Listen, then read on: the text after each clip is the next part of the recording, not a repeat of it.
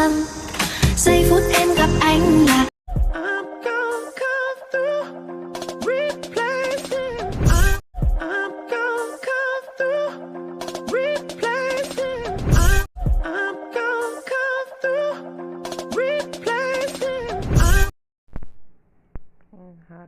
yung hari ng ginagawa na naman niya ng pwesto si Susie. Lahat ng pwesto ni Susie kinukuha niya.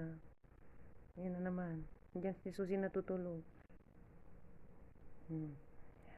Prince yan.